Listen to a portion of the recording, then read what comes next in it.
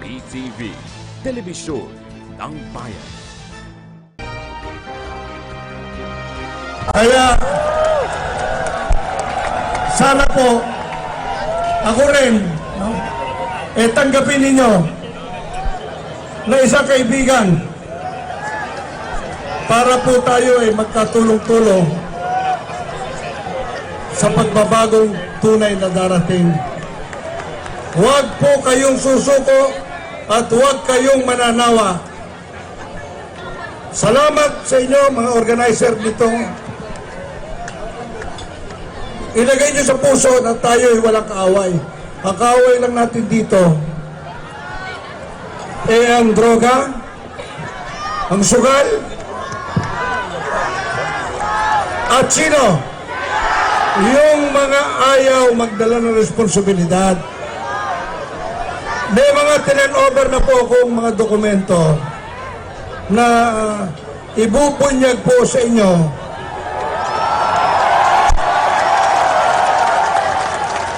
ng inyong Secretary of Justice at ng inyong Executive Secretary at saka ng inyong pong Secretary ng Presidential Communication Office. Makikita po ninyo kung anong ginawa nila ng 6 na taon. Nakakahiya po. Ako mismo, nakiusap na lang kay Secretary Andanar na baka hindi ko na makaya na sila na ang magdala sa inyo para managot sila sa taong bayan.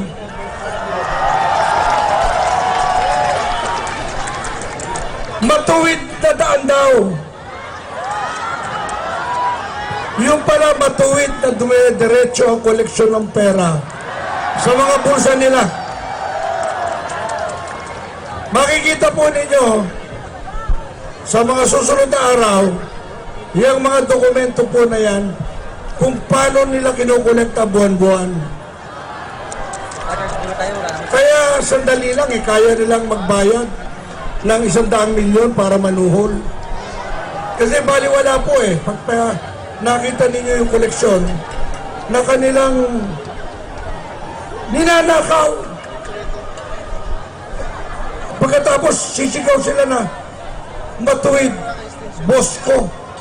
Boss ko kayo. Paano naging boss ko kayo? Ninanakawan ko kayo? Walang respeto sa taong bayan. Boss mo, nanakawan mo.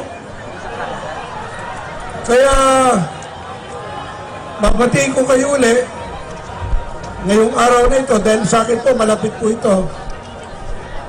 Magmula po nung 31 years ago, hindi po ako nawawala ng pag-asa na yung pagbabago darating. Ngayon yung pagbabago po na yan, naaaninagan ko na po at yan ay siyang aking inaasahan na at least ako in my retirement age, in my lifetime, pagbabago came into being. Maraming salamat po at kayo, sa inyo lahat, utang na loob namin. Ang EDSA dapat itago nyo sa puso nyo at hindi sa puso ng dilaw.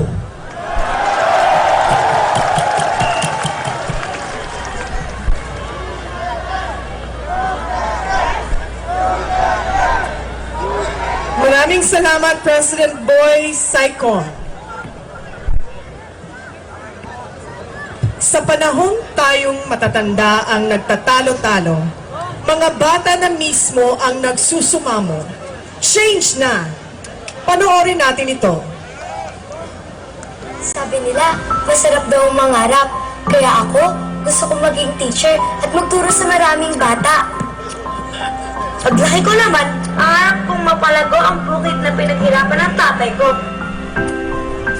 Ako, paglaki ko, gusto kong puntahan ilog at bundok dito sa Pilipinas.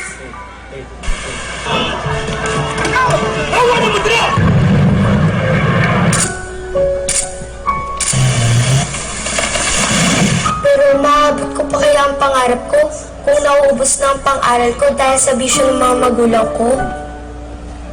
Paano paano ko matutupad iyon? Kung sobrang tagal at parati na ang pila namin ng tatay ko tuwing humihingi kami ng asistan sa gobyerno. Sana hindi pa sira yung ilog at mundo paglaki ko. Kaya ang pakiusap ko sa inyo, sana po magbago na po tayo. Yung bang magkaroon ng positibong pagbabago? Change na! Para wala ng mga pangarap ang masisira dahil sa illegal na droga. Magiging teacher na ako at maraming bata ang matututo. Change na!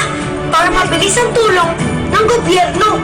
Excited na ako para paglaki ko, malaki na ang bukid ng tatay ko. Change na para mas maganda yung Pilipinas. Kaya pag nagawa na ito, nagbago na ang lahat. Matutupad na ang aking pangarap. Sabi nga po nila, change na! Bilang pagsasara sa ating prayer vigil, narito po ang awiting Amazing Grace, My Chains Are Gone na sumisimbolo sa pagtanggap natin sa ating Panginoon na tanggalin ang ating pagkakabihag sa iligal na droga, korupsyon, kriminalidad at kahirapan. Narito po muli si Chelsea Tijano Puhani. Sindihan na po natin ang ating mga kandila.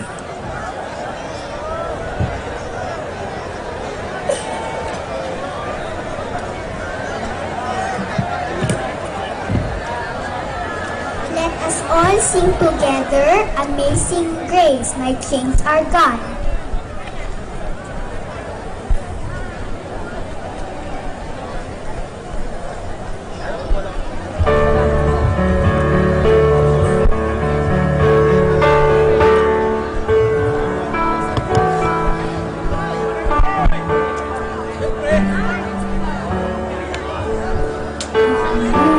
Amazing Grace, how sweet the sound that saved a wretch like me. I once was lost, but now I'm found. Was blind, but now I see. Was grace that taught my heart to fear, and grace my fears believe. How precious is that grace appear, that all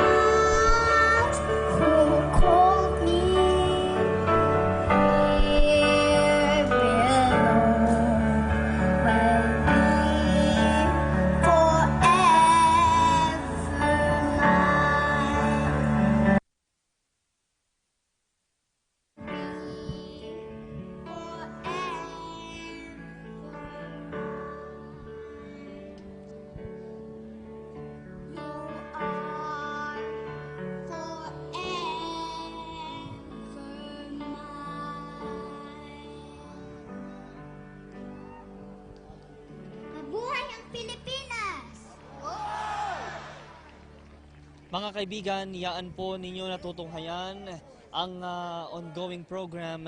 Dito po yan sa Quirino Grandstand sa lungsod po ng Maynila. Buhay si Presidente Duterte!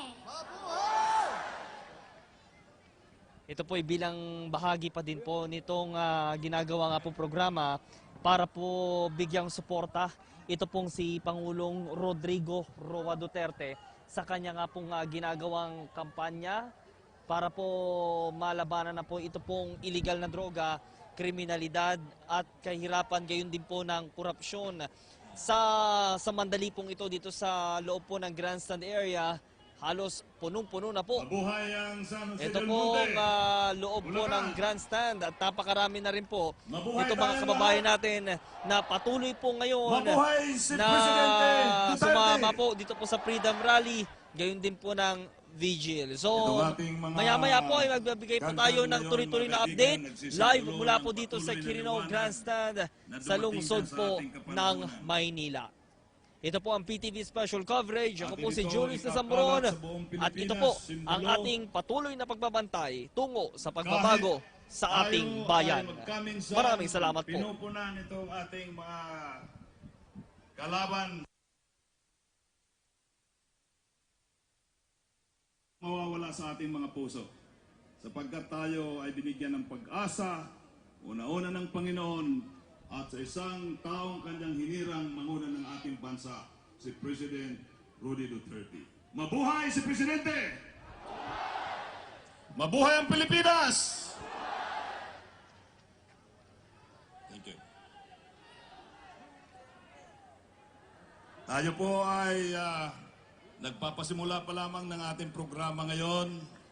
Dahil naririto tayo, this is a vigil, magdamag tayo po naririto.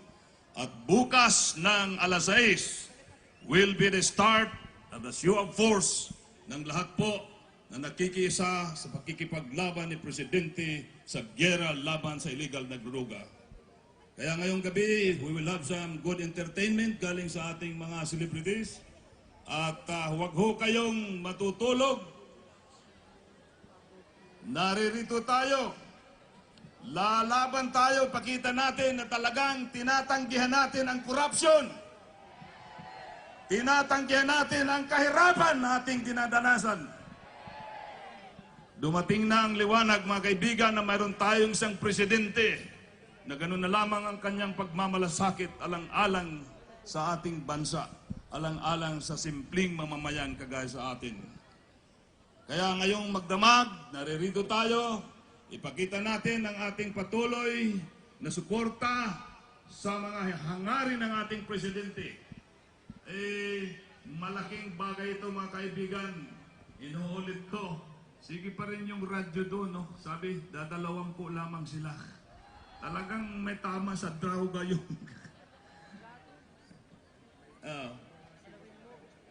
Mayroon darating, CEO, Mr. Can you please announce what is coming up here? Darating pa po yung mga maraming mga performers ngayong gabi para po magbigay ng mga entertainment po sa atin ngayong gabi. Nandiyan na po